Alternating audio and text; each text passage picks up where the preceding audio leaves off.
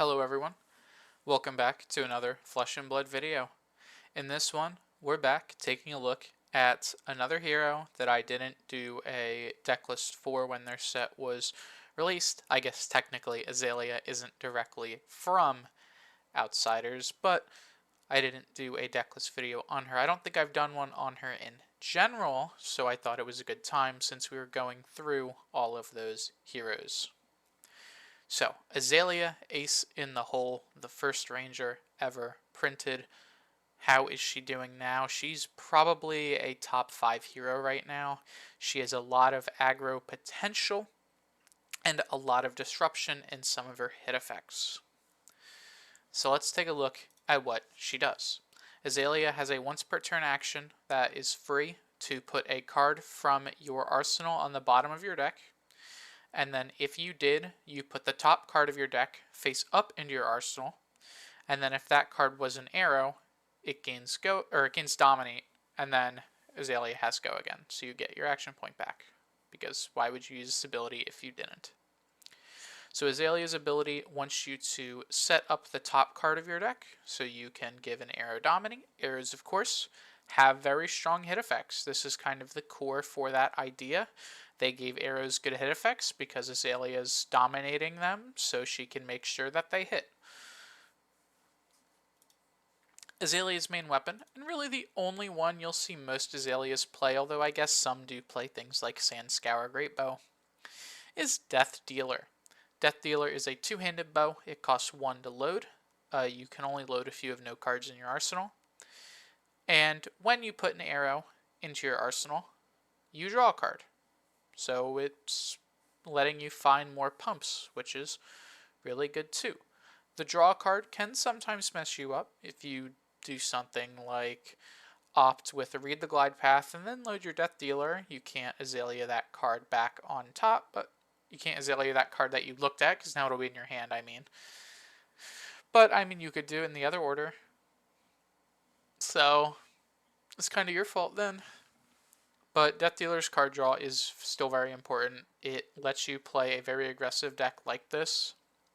With ops and such, knowing what cards are on top is kind of the main idea. Having a way to draw that card is really important.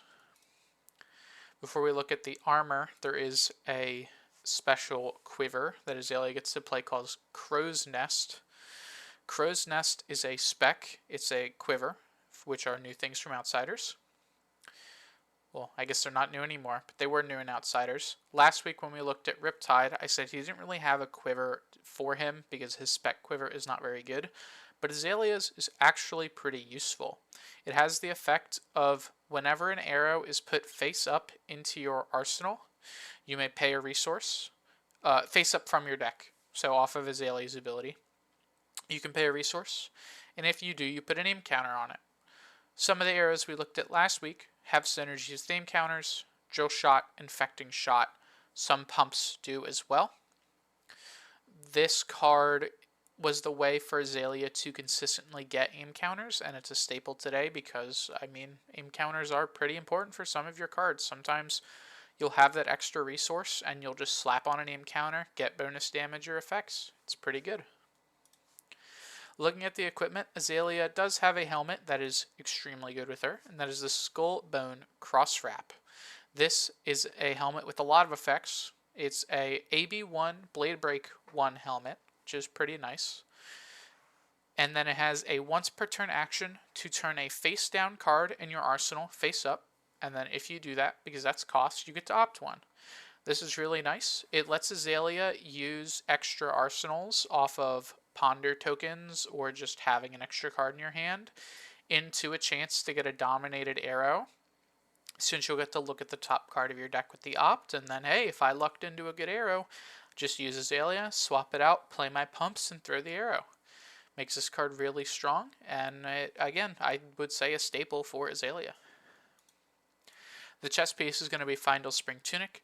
With the way this deck is built, there aren't many times we need resources, but when we do, using a Tunic is insanely good. This deck does play a lot of reds, so having Tunic here to just gain an extra resource to throw a red in the ledger or an infecting shot, or even load your Death Dealer, is a very good key tool that is very helpful.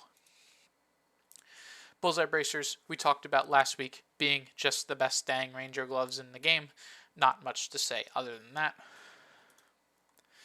And Snapdragon scalers for the shoes, since, well, every arrow has 1 or less cost that we're playing, same as the Riptide list from last week. This card is immensely good. Before we talk about the rest of the deck, we do need to look at some extra equipment. Just like last week, Perch Grapplers are here to be a good defensive tool if we ever need to block more in high attack matchups that dominate, or very fast aggro matchups like Katsu. But instead of the Trench that we saw in the Riptide video from last week, we are playing a Spell Fray Cloak specifically for our Kano matchup. Games against Kano will not go long enough. We will either kill them around turn 3 or they will kill us around turn 3. So Spell Fray Cloak is here to get that 1 extra health against their combo. Since we don't need Tunic, we also don't have enough blues to pay for AB3, and we already have 2 from our Cross Wrap and our Bullseye Bracers. Next, moving on to the deck's main board, we see we have a 60 card main board here. Azalea wants to be on 60 cards in every matchup. You do not want to ever go higher.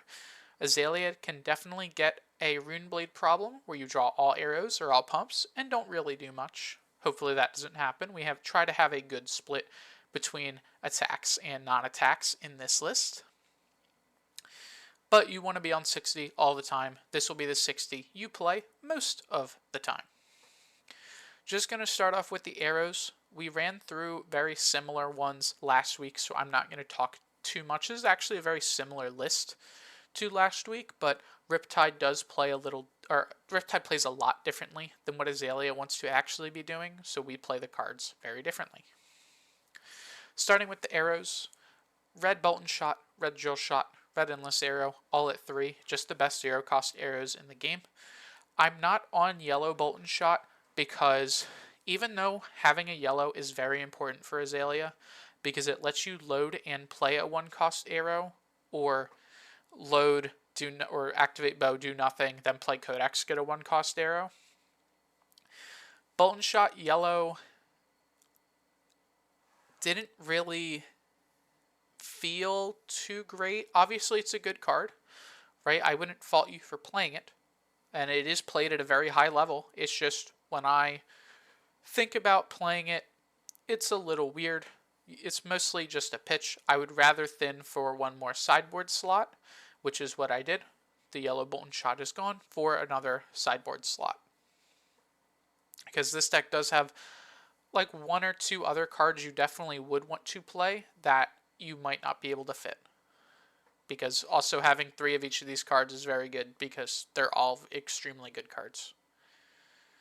Drill shot is just a good -1 armor, good hit effect, synergy with the aim counters. Endless arrow, if you hit, you get that arsenal. This is way more important than what Riptide could do with it, because Riptide could just get this as a trench next turn or be able to throw it next turn. Azalea gets to arsenal it, flip it over with cross wrap, and then use her ability to flip into another arrow. So Endless Arrow's hit effect is way bigger in this deck than it is in Riptide. 3 red infecting shot, just because it's good damage, just like last week. 3 rabble main board. This is here because, similar to last week, it's just a good aggro tool, but this one does show us the top card of our deck. So if we have an arsenal, then we throw rabble, we see what that card is, then we can flip that card over, or if we play rabble, see we have a pump, we can load Death Dealer, draw that pump, play it, play the card we loaded, just have a very aggressive turn. Ranger has become extremely aggressive unless you're playing Trap Riptide. So having more aggro tools like Ravenous Rabble here that are just a free thing, you don't need to load it, you just play it, comes in for good damage, are really good. This deck does have 1 more 1 cost arrow than the Riptide list did, and that is because Azalea has a specialization. Red in the Ledger. This is one of your most important cards, and this is how you're going to be beating aggro decks, because aggro decks want to take more than 1 action. If you hit a hero with red in the Ledger, they can only take 1 action. Red in the Ledger is really, really good. You don't play Azalea without it. It just is insanely strong. You do cut it in some matchups that wouldn't play more than one card anyway, so it's a 95% matchup card, but in most matchups, you just play this card. This card's insanely good. It will win you games by landing it on turns. Your opponent has good hands, and then they just cry because they have to block their hand. Or if you dominated it, they can't do anything about it. They just take it, maybe block with one card, and then they can't do anything else with the rest. They just sit there. Remorseless, we talked about last week. Really, really good arrow. Extra damage, harder to block. Amplifying arrow, same thing as last week. We don't pump it with Dreadbore because, sadly, we don't get the pump on Death Dealer, but we do draw cards, so we can find another pump maybe. Amplifying arrow is still very similar to that, though. If we have a hand of, say, Codex 3 pumps, we just play 3 pumps, play Codex, get this, play this arrow. Come in for 16? 14. Come in for 14, plus whatever hit effects our pumps were. Really, really strong. And then finally, a card that we didn't play in Riptide, Spire Sniping. Spire Sniping, yellow's pretty nice. Some decks will play the blue. This deck's on the yellow because we're on Rabble and we don't ever need the resources in a turn. But Spire Sniping, when it's put or turned face up in your arsenal, it lets you look at the top 2 cards of your deck. Main thing is if you load this off of a Death Dealer, the draw on Death Dealer happens before the Spire Sniping resolves. So you will activate Death Dealer, load this, draw a card, then look at the next top 2. You're never playing this arrow. You are always using Azalea to turn this into something else. The other notable point of this is if somehow you do get fatigued, which you have so much dominate and pumps that it's very hard to, but if somehow your opponent does get you to that point, this is a break point. It is a 1 for 4 if you ever have to throw it. So this one really isn't that bad. Moving on to our non-attacks. These will be very similar to the ones from last week. Again, all 3 laces, +3, strong hit effects. Pre-med, +3, strong hit effect. Release the tension, +3, hard to block. Seek and destroy, +3, strong hit effect. There are 2 red pumps we did not play in Riptide. Let's go over them real quick. Take Aim is a +3 and a reload. We didn't play this in Riptide because he already reloads.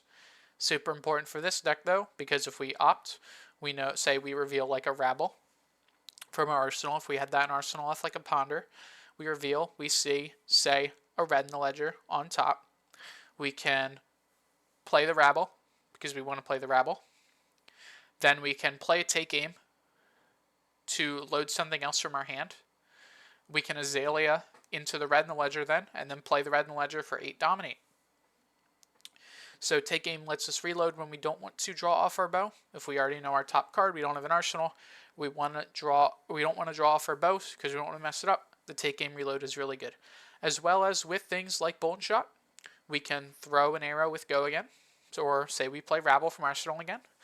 And then we can't Death Dealer, or we've already Death Dealered. If we've done something else, say we already played something like a Bolt and Shot, we can Take Aim, load another Bolt and Shot, play that Bolt and Shot, and then still have Go again and do something else. Say our hand is like Bolt and Shot, another free arrow, Take Aim, and something to pitch to Death Dealer. We can Take Aim, load Bolt and Shot, play Bolt and Shot, get that Go again, and then they're probably not going to take the Bolt and Shot. Or even if they did, we probably still want to draw off of Death Dealer. We activate Death Dealer, load the, say, Drill Shot, fire the Drill Shot. Since we had that Go again, and the still bow activation because we didn't load with the bow, we loaded with the Take Aim. So really good card here. And then the other red pump is Read the Glide Path. Very similar, +3. Every pump we play is a +3. That's not hard to tell. This one, just very simple, lets us opt. If we already have a face-up card in our arsenal, or we don't have an arsenal, we get the opt. Even opting, like a Ponder, could be useful. Or sometimes we don't even care. We just play it for the pump. That's perfectly fine. The opt is useful. It's nice. That's why it's in here. Because it's opt, it lets us look at our top card. The last 3 cards in the main board, very simple. Codex of Frailty, Rain Razors, we talked about last week. The last card, the only blue that we are playing, is Knock the Death Whistle. This is Azalea's other specialization that came out from Arcane Rising. That's a 0 cost blue. It is a specialization. It lets us search your deck for an arrow, reveal it, shuffle, then put that card on top. So it's kind of like a Imperial Seal / Vampiric Tutor if you're a Magic player. And then we get to reload, which so we can play this, load something from our hand, get our Riddle or our Remorseless, and then use Azalea, put the card we reload on the bottom, get that arrow we want on top. It's a tutor for our best arrows. We want to be using it to get our hit effects off if we know we need a Remorseless here, or we know we need a Riddle here, or we just want an Infecting Shot or a Bolton Shot or an Amplifying Arrow. We can get it, put it on top, reload, get it off Azalea. This card's really strong.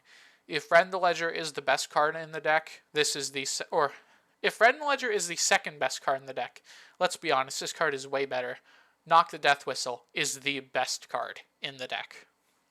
You can't play Azalea without it. This card is just so strong. Finally, let's move on to the rest of the sideboard.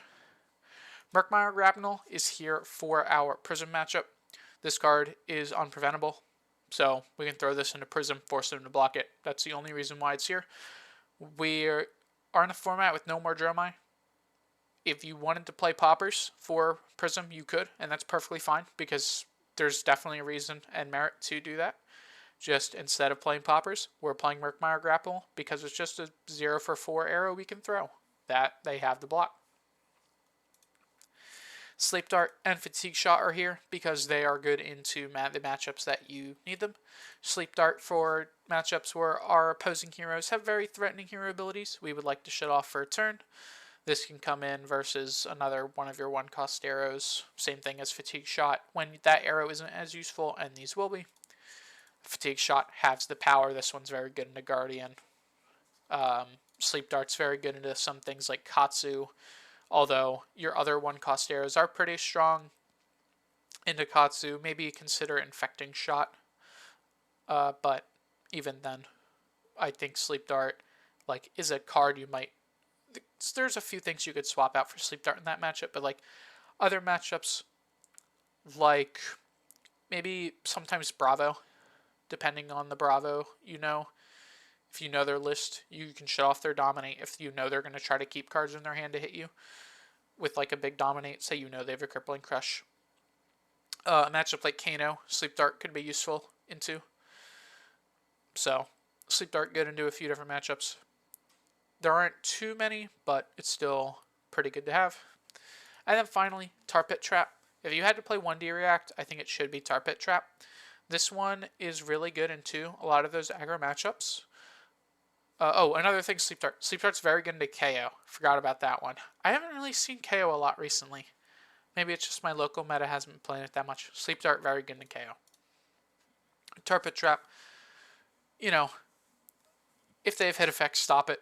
Good into Katsu, good into other Rangers, good into, hell, even Guardian, because it's a D-React. This is just the best thing to... This is the best D-React I think you could play. Yes, Fate Foreseen is decent. You wanted a higher block D-React, but I think Tar Pit Trap definitely fits the need for a D-React that we would want to be playing. So with all of that, that's going to be the end of the video.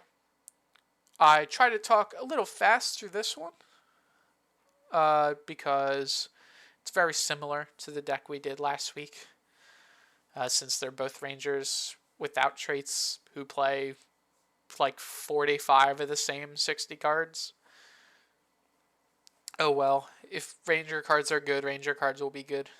Next week, if the Armory deck is shown, we will be looking at it, and if not, we have one hero left, because I already did Katsu before a bunch.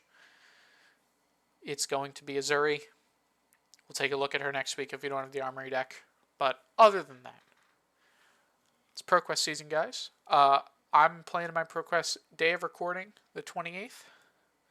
Hopefully I do well. I'm going to play Katsu. If I win, I'll make another Katsu deck list. Okay, if I win, next week's video is Katsu. If I don't win, next week's video is Azuri or the Armory deck. So if next week's video is Katsu, I won. If it's not, I didn't win. But so next week will probably be Azuri. So with all that said, see you guys in the next one. I hope you guys enjoyed, maybe learned something. Goodbye.